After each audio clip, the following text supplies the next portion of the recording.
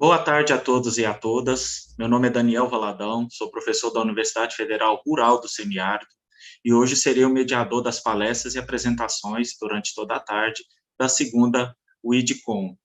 Gostaria inicialmente de agradecer a presença de todos os participantes. Espero que vocês tenham gostado das apresentações, palestras, discussões dos dois primeiros dias da segunda WIDCOM e desejo um ótimo dia de evento para todos vocês. No início dessa tarde, né, falando um pouco sobre o funcionamento, né, como vai ser o dia de hoje. Então, no início dessa tarde, teremos 4 palestras, e em seguida teremos um debate final com os palestrantes. Então, à medida que forem ocorrendo as palestras, eu peço para que vocês vão também enviando perguntas, né, para participarem também desse momento. E então, nesse momento do debate final, realizaremos as perguntas enviadas por vocês, e ao final da nossa tarde, iniciaremos um momento para as apresentações orais dos trabalhos científicos recebidos. Gostaria também de agradecer o apoio dos nossos patrocinadores, a Helm, a Corteva, o PL, Ihara, Sumitomo, Jacto, Bayer e Syngenta. A pedido da comissão organizadora do evento, gostaria também de passar a seguinte informação para vocês, que os nossos certificados de participação do evento e certificado de apresentação de trabalho já estão disponíveis no sistema. Basta vocês entrarem no painel de participante, como vocês entraram para participar desse momento, preencher um formulário, um feedback, né, sobre o evento, e em seguida vocês têm duas opções, no menu Minha Inscrição, vocês vão conseguir retirar o certificado de participação do evento, e no menu Submissão de Trabalhos, o certificado para aqueles que enviaram e apresentaram, né, na forma de post ou na forma oral, os trabalhos científicos aqui durante o nosso evento. Então, todas essas informações também serão adicionadas no site, nas redes sociais da sociedade do evento, e vocês também terão acesso após o encerramento do evento normalmente. Então, iniciando, né, nosso terceiro dia de evento, eu gostaria de convidar o nosso primeiro palestrante, que é o professor Bruno França, da Trindade Lessa. Então, o professor Bruno França é pesquisador também da Universidade Federal do Vale do São Francisco, a Univasf, e ele nos falará sobre o manejo de plantas daninhas na fruticultura tropical. Então, gostaria de agradecer ao professor Bruno França e convidá-lo para iniciar a sua palestra.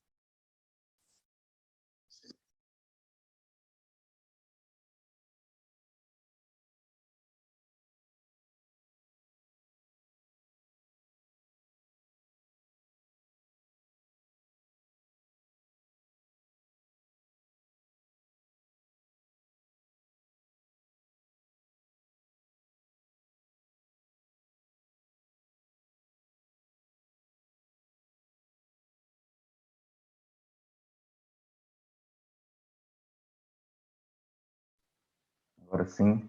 Pessoal, boa tarde. Como mencionado, meu nome é professor Bruno Lessa, eu sou professor aqui da Universidade Federal do Vale do São Francisco, ela fica em Petrolina, Pernambuco, semiárido aqui, região semiárido, bioma Caatinga. Desenvolvo alguns trabalhos com manejo de plantas daninhas aqui, algumas coisas também com manejo de Caatinga, ambientes naturais, e hoje eu vou falar um pouco com vocês sobre manejo de plantas daninhas na fruticultura tropical, né, que, inclusive, a região aqui de Petrolina, Juazeiro, Vale do São Francisco, né, apresenta grande destaque nesse ramo aí da produção vegetal, né, inclusive com potenciais, né, de aumentar essas culturas com relação a manejo, com relação à economia regional, com relação a exportações também. O mercado internacional está bastante intenso, mesmo nesse período pandêmico. Tá? Então, eu vou iniciar a palestra dando uma consideração sobre o panorama nacional como um todo, para vocês entenderem como acontece o mundo da fruticultura tropical no momento, tá? Depois falar um pouquinho sobre características que interagem com as condições da comunidade infestante, né? Características gerais do agrossistema que propiciam, né, as infestações, a dinâmica das infestações, abordar um pouco também, mais no final, sobre o manejo, né? O que é feito de manejo integrado, o que é feito de atividades, de ações isoladas para tentar controlar essas populações de maneira mais coerente, de maneira mais sustentável, tá? Bom, pessoal, então, para iniciar sobre esse panorama aí da fruticultura tropical, eu vou apresentar um pouco sobre as culturas, né, para a gente saber que mundo é esse, né? Muitas vezes a gente está muito voltado às grandes culturas, aos grãos, dependendo da região do país, e vou mostrar para vocês como acontece isso, a força desse setor, né, que é a fruticultura tropical, principalmente relacionada à fruticultura irrigada, como é que é a força desse setor no panorama nacional, interagindo com o panorama internacional, tendo em vista que aqui na região, por exemplo, do Vale do São Francisco, as tecnologias, as ações, todo o avanço técnico na área é voltado para as exportações, né? Em razão disso, a fruticultura irrigada tem também um papel aí de destaque nesse cenário, certo? Bom, pessoal, como a ideia é falar sobre a fruticultura tropical, então essa questão geográfica, né, para a gente ficar setorizado, lembrando que a nossa região, praticamente o país todo, ele é de clima tropical, então o limite da região norte, ele fica bem no Equador, né, então a gente tem essa região equatorial, e a linha que limita o subtrópico seria aí no limite da região sul, né, então basicamente a região sul é que tem esse clima diferenciado de subtropical, onde a gente já apresenta um clima mais ameno, temperaturas mais baixas, que algumas, né, dessas culturas, dessas espécies frutíferas, não se dão bem nesse tipo de clima, né, com ocorrências de geadas. Então, excetuando a região sul, até o limite da região norte, a gente tem uma intensa atividade na fruticultura. Vocês já verificam pela imagem aí, já dá um cenário da diversidade que a gente tem de espécies, né? E de culturas, umas com maior importância, outras menores em razão do contexto regional. Basicamente, a gente tem, se a gente for falar das principais, pessoal, seriam estas, né? Os citros aí, a banana, o abacaxi, o coco, a melancia e o melão, né? Então, distribuindo aí, você tem aqui mais embaixo um mapazinho mostrando os polos de produção, né? Então, aqui de intensidade, né? Intensidade de produção, em tecnologia de produção. Então, você vê em mais de 30 polos de atividades intensas com relação à fruticultura, e muito disso da fruticultura irrigada, inclusive o semiárido, que é a região que eu estou, de grande destaque, tá? Se a gente for pontuar as culturas, né, a gente vai ter aí, principalmente relacionado à exportação, onde vai ter uma tecnologia mais avançada com relação a tratos culturais. A gente pode citar a manga, o melão, o caju, a uva, os citros de modo geral. Então, é importante mencionar que a manga, por exemplo, ela tem um papel de destaque e é considerada a rainha das frutas tropicais. Bom, então, aqui só para pontuar, né, e dar essa sensação da importância do Brasil no cenário mundial, a gente tem aí os citros de modo geral, com produção e exportação, aí, por exemplo, do suco de laranja. Então, eu vou apresentando e mostrando que o Brasil está sempre em destaque, né, sempre é um dos primeiros países do ranking em produção dessas culturas, né? Então, a gente tem os citros com a laranja, a gente tem a uva, né, aí o sexto lugar. A gente tem a manga, como eu falei, em sétimo lugar, e o Brasil sendo o maior produtor mundial. A gente tem mais o mamão, certo? Em segundo lugar, aí como maior produtor. A gente ainda tem a melancia em quarto lugar como maior produtor, isso dados relativamente recentes. Sempre o Brasil, ano a ano, vai ficando nesse cenário muito bem colocado nos rankings de produção nacional, de produção mundial. A banana, né? O Brasil é o quarto maior produtor mundial. E ainda além destas espécies que já são consolidadas, a gente tem o potencial de muitas outras espécies, né, incluindo espécies frutas nativas, né, de contexto florestal, citando, por exemplo, o açaí na região norte, a gente tem o umbu aqui no semiárido, né, o cajá, a gente pode citar a carambola, outras que já estão se consolidando, como o caso da pitaia na região da Bahia, principalmente, a lixia aí no sudeste do país. Então, além do que já está consolidado, a gente tem muito ainda a crescer, a desenvolver, né, dentro desses setores. Bom, mas só para dar esse panorama geral, pessoal, agora a gente vai entrar um pouquinho mesmo sobre o manejo de plantas daninhas nesse contexto da fruticultura, em razão da especificidade da estrutura desse agrossistema, né? Que ele tem uma estrutura particular, né? Em razão, muitas vezes, do tipo de crescimento que essas espécies apresentam, né? A gente está tratando geralmente de pomares, ou seja, espécies que têm um crescimento, um hábito, um porte arbóreo, muitas vezes, uma ou outra cultura que foge a essa estrutura de pomar, como, por exemplo, o abacaxi, ou o melão e a melancia, que já tem uma estrutura de agrossistema um pouco diferenciada, mas se você pegar os citros, a manga, a pitaia, a própria uva, vai ter essa estrutura mais semelhante e bastante aberta com relação ao ambiente. Tá? Então, a ideia, primeiro passo para pensar em manejo de fruticultura é entender esse agrossistema, como ele acontece estruturalmente no ambiente. Tá? Então, pessoal, é só lembrar dos fatores de interferência que vai haver, né, que tem uma relação maior com a questão da comunidade infestante, ou seja, o que é que propicia a consolidação dessa comunidade infestante, que vai dizer o nível de interferência, são aqueles 4 fatores, né, básicos que a gente estuda desde a graduação, ou seja, de um lado você tem a cultura, do outro você tem a comunidade infestante, do outro você tem o período, né, ou a época em que essas plantas convivem entre si, e, fechando, você tem o ambiente.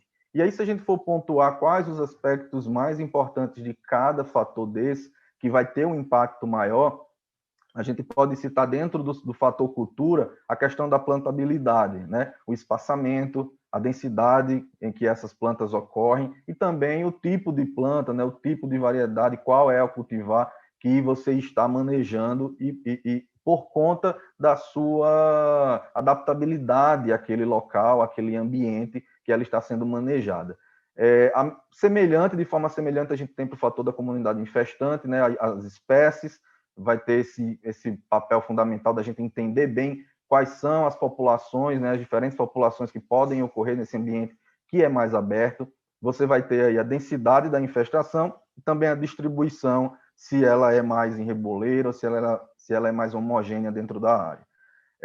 Com relação à época, você vai ter a duração em que essas espécies convivem e a época do ano, mais necessariamente, relacionado ao clima, ou seja, qual é a época do ano que essas plantas estão convivendo entre si, que em uma época pode ser melhor para a cultura, outra época pode ser pior para a cultura. E com relação ao ambiente, questões de manejo como um todo, clima e solo. Tá? Então, sempre a gente tem que pensar nesses 4 fatores. E agora eu vou pontuar o que na fruticultura, nessa estrutura de manejo da fruticultura convencional, se destaca com relação a todos esses fatores e subfatores. Bom, a primeira coisa, pessoal, é em razão desses espaços amplos que a estrutura da fruticultura ela exige, tá? Está modificando aos poucos isso, mas a gente ainda tem amplos espaçamentos sendo utilizados e a gente tem que entender que esses amplos espaçamentos, como bem visto na foto, tem uma consequência para a comunidade infestante, para o estabelecimento, para a dinâmica da infestação, obviamente.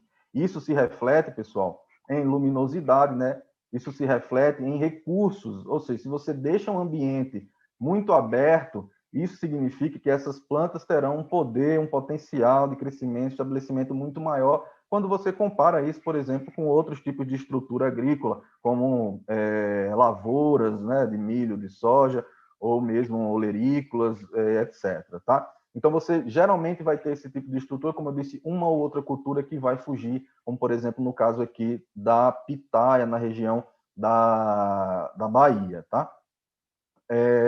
Então, vocês viram, né? Aqui da pitaia, vocês já viram dos citros, vocês veem também o da manga aqui, essa foto já deixa bem característico essa questão da luminosidade dentro do plantel. Isso, pessoal, é mais limitante ainda no período de implantação do cultivo, né? Onde você tem ainda as mudas no campo ou o desenvolvimento das mudas no campo. Né? Esse período inicial de estabelecimento da cultura é muito mais propenso ao estabelecimento da comunidade infestante, em razão justamente desse amplo espaçamento dessa área muito aberta. Quando a cultura ela começa a se desenvolver, né, a se estabelecer no campo, você já tem aí um nível de sombreamento pelo menos na linha de plantio, mas na entrelinha ainda continua muita incidência solar, e isso se reflete em banco de sementes, né, questão aí da interação desses propágulos com a luminosidade, isso é dinâmica de fitocromo, isso é dinâmica de palhada no solo. Então, esses serão os fatores que mais vão estar associados à dinâmica da infestação nesse ambiente de entrelinha, tá? Então, acaba que a gente vai tendo duas situações na estrutura para o manejo de plantas daninhas, na estrutura da fruticultura, principalmente fruticultura irrigada, que é o ambiente da linha e o ambiente da entrelinha. Tá? Por que isso? Porque as técnicas de manejo que poderão ser utilizadas, elas deverão, muitas vezes, ser diferentes, em razão da necessidade que existe dentro de um ambiente, na linha ou na entrelinha, né? Em razão, muitas vezes, do nível de interferência, né, pela proximidade que as plantas estão na linha com relação à cultura, e às vezes a gente pensa que por elas estarem longe, no caso da entrelinha, como a gente está vendo aqui, espaçamentos de 4 metros, às vezes de 5 e até de 6 metros entre linhas, e você poderia achar que essa comunidade infestante da entrelinha teria pouca interferência na cultura, mas isso vai depender, né? Vem aí o depende muito de cada situação, principalmente relacionado à flora infestante, né? Dependendo de que tipo de espécie você tem, de quais espécies que você tem no campo, nessa linha, ela vai ter sim uma interferência na cultura, independente da distância que ela tem. Sem falar na possibilidade de mais entrada de sementes e propágulos no banco do solo, porque essa entrelinha que não é manejada muitas vezes, ela pode servir de acúmulo de propágulos, né? As plantas, elas florescem, elas se disseminam, e essas sementes vão sendo levadas cada vez mais para outras áreas, né? Ou até mesmo para o enriquecimento da mesma área, tá? Aqui também, no caso da cultura do mamoeiro, então, para áreas de alta tecnologia, você vai ter, além dessa questão do ambiente, com a luminosidade e o espaço físico em si, você tem também os recursos que são associados ao manejo da cultura, que muitas vezes são recursos abundantes, até para mais do que seria necessário. A gente tem uma realidade na fruticultura de que são pequenos agricultores, médios agricultores e grandes agricultores. Então, existe uma variação muito grande de perfil de propriedades dentro da fruticultura, e você vai achar de tudo um pouco ali em cada uma dessas situações. Então, quando eu falo disso, eu estou me referindo a se a fruticultura irrigada, você pode estar colocando água demais no campo, por exemplo, ou se o seu sistema de irrigação ele não está bem colocado, ou ele tem falhas, ou ele tem pedaços da mangueira que estão furados, tudo isso, né, essas falhas que acontecem, tudo isso vai impactar e vai ser benéfico para a comunidade infestante.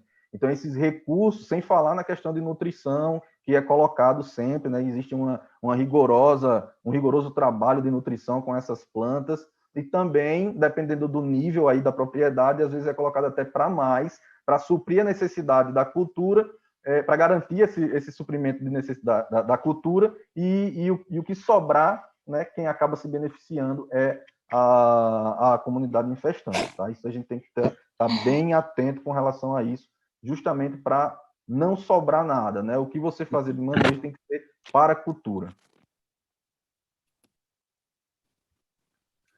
Aqui nessa foto, pessoal, fica bem evidente essa questão da linha e da entrelinha que eu comentei com vocês, certo?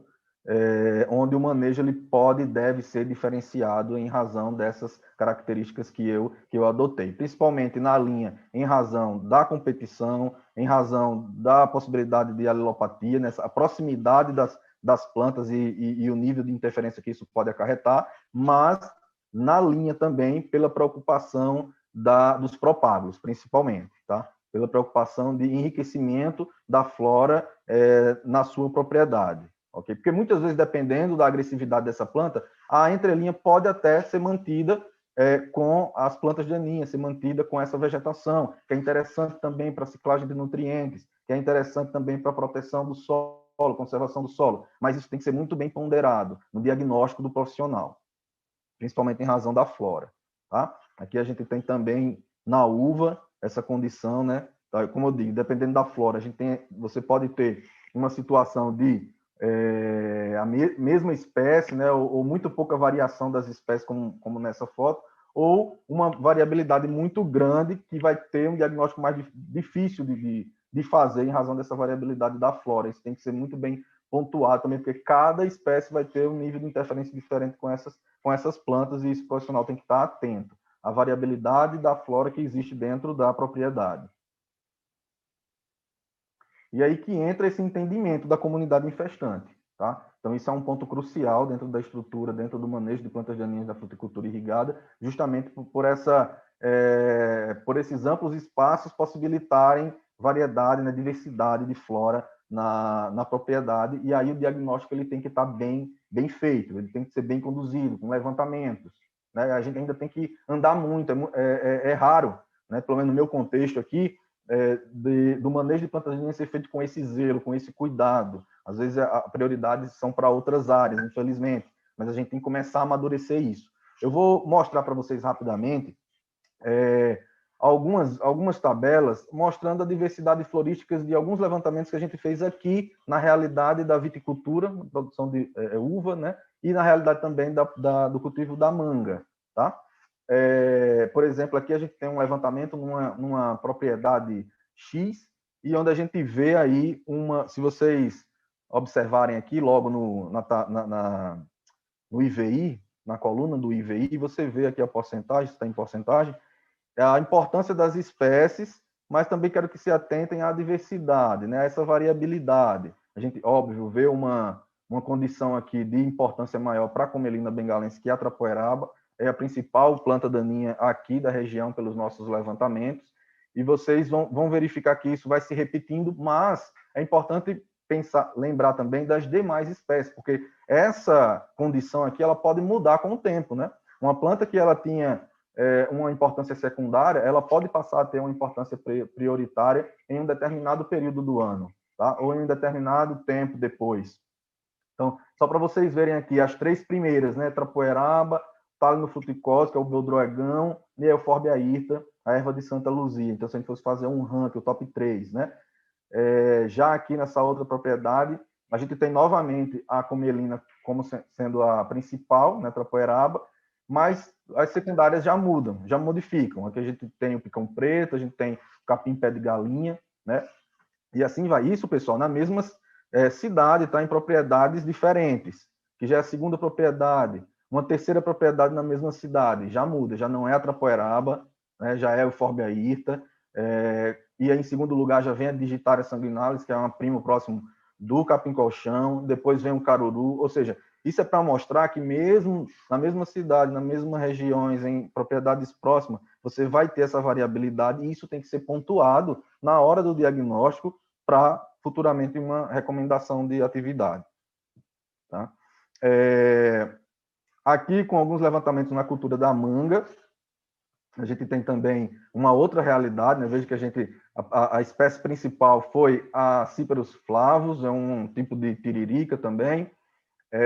Depois vem o Croton, depois vem o Cenchrus equinatus. Então, é uma realidade distinta que já difere da propriedade, né, das uvas, no caso. Uma segunda propriedade de manga, a gente já retorna com a Comelina bengalense sendo a principal espécie.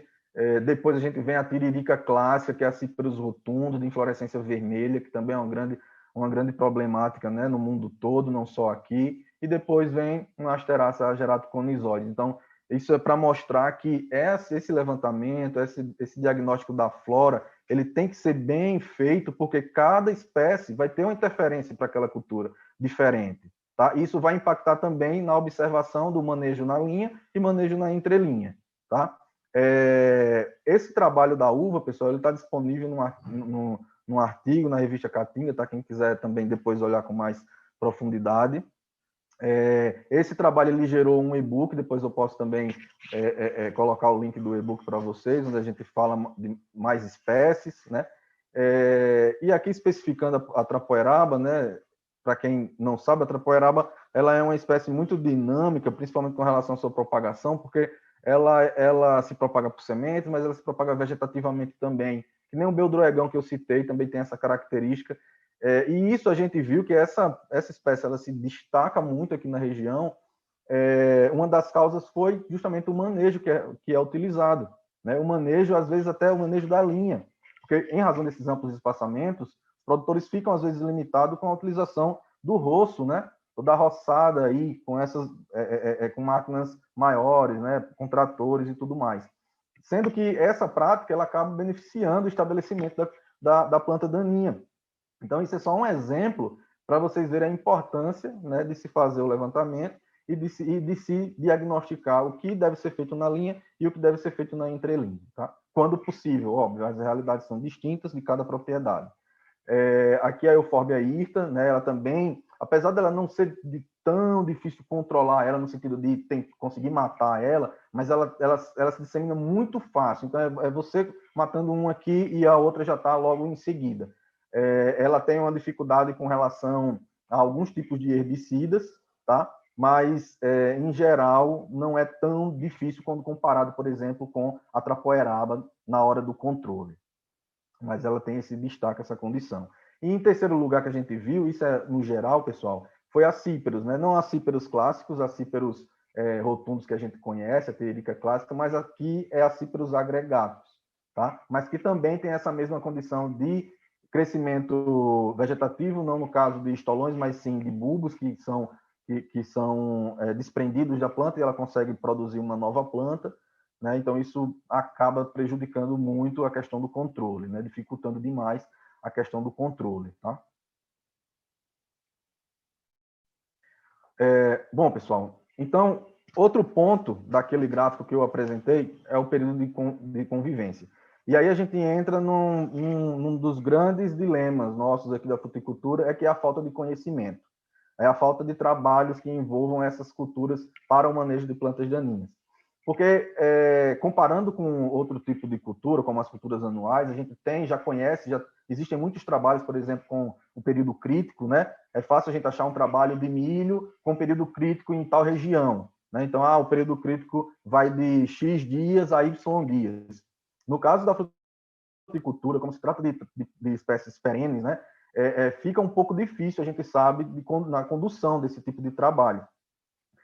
Mas aqui vai um alerta para a gente tentar, né, fazer com que esses trabalhos eles sejam realizados a nível nacional mesmo, para a gente tentar conseguir saber, dentro do ciclo da cultura, né, que às vezes, se for pegar o da manga, por exemplo, é um ano, tá, do momento da implantação de um ciclo de produtivo para outro, né, e isso dificulta, claro, esse tempo grande dificulta esse tipo de trabalho, mas de a gente tentar fazer esse tipo de levantamento, esse tipo de experimento para conseguir diagnosticar qual é o período dentro do ciclo produtivo que mais elas estão sofrendo com a comunidade infestante, caso não se faça nada, né? Então, como vocês estão vendo, por exemplo, nesse vídeo, a gente tem uma cultura já estabelecida em ponto de colheita, perfeito, quem está olhando para cima, né, já vê que está tudo ok, a colheita vai acontecer de maneira, né, bem sucedida. Embaixo você tem esse tapete de planta daninha, mas que pode já não estar ocasionando nenhum dano, né? Provavelmente não está ocasionando nenhum dano, não nesse estágio aqui que a gente tem da cultura. Mas será que em outro momento, será que a minha produção não poderia ser maior ou com uma maior qualidade se eu tivesse prestado atenção nisso? Então, muitas vezes, a gente associa esse período de convivência com o período do ano, as estações do ano, as condições climáticas ao longo do ano, onde a gente diz que o período crítico, vamos dizer assim, ou o momento que você tem que fazer uma ação, uma medida de controle, é no período chuvoso, né? Principalmente aqui na nossa região, onde a gente tem bem clássico o período do ano que chove, o período do ano que não chove. No período chuvoso, a incidência, a dinâmica da infestação ela vai ser muito maior. Então, a gente tem esse norte de que nesse período do ano, nesses meses do ano, a gente pode falar aí, por exemplo, durante os meses de novembro a fevereiro, ou de novembro a março, né? A gente tem que estar fazendo medidas, e aí cada região vai ter esse período, não em razão da cultura, mas sim em razão da região, tá? Então, essa é uma das lacunas que a gente tem. E aí, se a gente for pontuar quais são, então, as técnicas que a gente pode utilizar para controlar essas plantas, eu bolei esse gráfico aqui mostrando a importância de cada método para a fruticultura, baseado no que mais pode ser feito, tá? Então, a gente tem a prevenção como uma das principais, né, formas de controle ali, das mais eficientes. A cultural, então, é obrigatória, ou seja, tudo que você faz em prol do manejo da cultura. E aí você vai tendo as outras práticas com importância específica, dependendo da situação, como a possibilidade do mecânico, a possibilidade do químico, e muito pouco da possibilidade do físico, e menos ainda a possibilidade do biológico. Tá? Então, só mencionando alguns pontos dentro de cada desses tópicos, a gente tem, por exemplo, a prevenção, né, como a utilização, dois itens aqui é fundamental, a utilização de mudas sadias, né, para garantir que dentro do substrato não venha sementes de plantas daninhas, e também a limpeza de maquinários, porque é muito comum a rotação de maquinários entre propriedades, principalmente pequenas e médias propriedades, e vai levando, né, sempre fica ali no disco do arado, da grade, um torrão de solo levando planta daninha para diferentes áreas, né? Então, isso. Pessoal, o mecânico, então esse já é mais conhecido e é mais possível, como eu havia dito, só se a preocupação com a flora, né, em razão de algumas plantas que têm a propagação vegetativa. Você tem um cultural com a possibilidade de consórcios, como nesse caso da imagem aqui, né, o consórcio da uva com o milho. Você tem aqui da banana com a melancia, né? Então isso significa menos espaço para a comunidade infestante. Você tem aqui o café com o mamão, né? Tudo isso são exemplos de sucesso. Você tem aqui o controle cultural e físico também, em razão de materiais que são colocados, por exemplo, na uva, casca de coco ou casca de cana-de-açúcar, né? Resto de cultivos de cana-de-açúcar, tá? Então, só para fechar aqui, pessoal, no caso do melão, você tem o mulch, né? A utilização do mulch, que é uma excelente técnica e já consolidada, ainda dentro do controle físico. O controle biológico, como eu falei, é bem menor, né? Mas você tem aí algumas condições que pode ser utilizado, por exemplo, você integrar fruticultura com produção de pequenos animais, como acontece algumas vezes aqui. No litoral, eu já encontrei também esse tipo de estrutura, o coco com pastagem, para a utilização aí do rebanho dentro dessa área. Então, isso pode ser considerado controle biológico, em razão que os animais estão fazendo um certo nível de controle nessas áreas, tá? E no controle físico, a gente tem outro ponto também limitante, para fechar aqui a nossa palestra, pessoal, em razão de alguns aspectos. Por quê? Porque, geralmente, a gente tem as frutas, as espécies frutíferas, dentro do que é considerado as minor crops. Não sei se vocês lembram, né, dessa condição, que é uma norma recente, relativamente recente, que são culturas de suporte fitossanitário insuficiente. E muitas delas, elas se encontram nessa condição de minor crops. Se você pegar aqui, por exemplo, essa tabela, você vai ter várias espécies nessa terceira coluna aqui, ó, abacate, abacaxi, cupuaçu, mamão, melão, que são espécies, que são culturas minor crops. Aqui embaixo, acerola, carambola, figo, goiaba, pêssego, que são culturas minor crops. e algumas culturas chaves que ainda têm uma quantidade de produtos registrados para uso na cultura.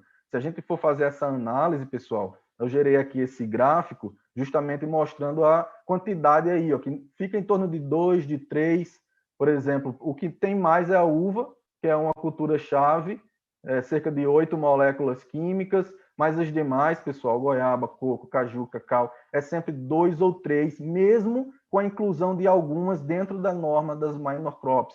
Então, isso aqui é uma atenção mesmo para as empresas que trabalham com esses agroquímicos, para olhar um pouco mais para a fruticultura, para a gente tentar ter um leque maior de possibilidades dentro desse contexto da fruticultura nacional, que às vezes é limitante em razão ficar muito com aquele mesmo produto, utilizando aquele mesmo produto, tá? Então, para fechar aqui, pessoal, quem tiver interesse, tem o nosso e-book, que é específico para a cultura da viticultura. O nosso grupo aqui desenvolveu esse trabalho, onde a gente aborda, né, de forma mais detalhada sobre esses aspectos comentados.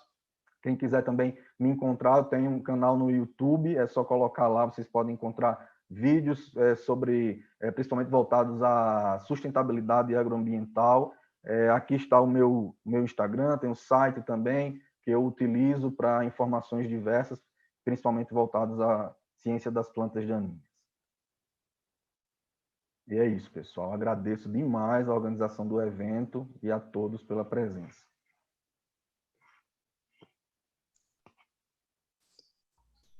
Obrigado, professor Bruno. Excelente palestra. Agradeço em nome da comissão e todos os participantes a sua palestra. E lembrando, pessoal, que podem enviando as perguntas, que ao final do evento, no final, né, das 4 palestras, a gente vai ter a oportunidade de debater sobre os temas apresentados. E já passando para o próximo palestrante, gostaria de convidar o professor Haroldo Ferreira Lopes Machado, docente e pesquisador na Universidade Federal Rural do Rio de Janeiro, para falar para nós sobre os desafios e oportunidades no manejo de plantas daninhas em florestas plantadas. A palavra é sua, professor Haroldo. Muito obrigado por ter aceitado participar do nosso evento.